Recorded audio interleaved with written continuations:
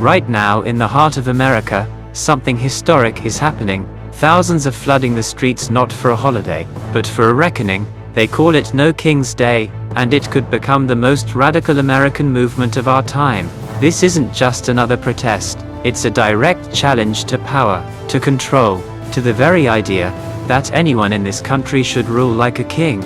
On the 14th of June, 2025, President Trump celebrated his birthday with a massive military parade in Washington, D.C. It was also the 250th anniversary of the United States Army. Cut to flags waving, soldiers saluting, fighter jets overhead.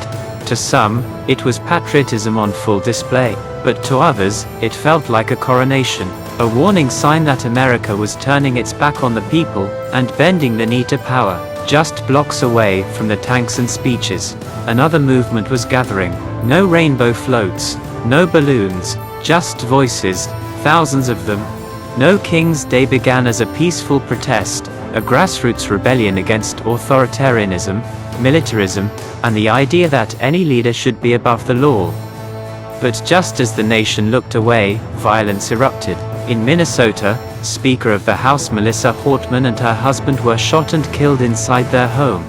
Senator John Hoffman was also shot that night, both attacks linked to a growing underground network, one that saw these leaders as enemies of their so-called New Order.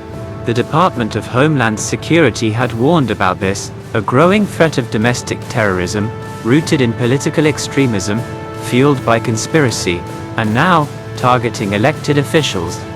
The list of targets was long: pro-choice advocates, queer leaders, environmental activists. In one attacker's manifesto, the words were clear: America needs a king. But instead of silencing the people, the violence ignited them. No King's Day protests spread to over 1,500 cities in 48 hours. Black, white, gay, straight, immigrant, veteran, united under a single idea: no one should rule unchecked. At its core, No King's Day isn't about Trump. It's not about Democrats or Republicans. It's about remembering something older than all of them: the promise that power in America comes from the people, not from a throne. No King's Day is a stand against dictatorship, against inherited power, against the idea that one man, or one party, can control an entire people. We were never meant to be ruled by kings. We were meant to be ruled by principles, and when those break down, it's up to us to rise not with violence, but with voice. So ask yourself, on this No King's Day, what side of history will you stand on?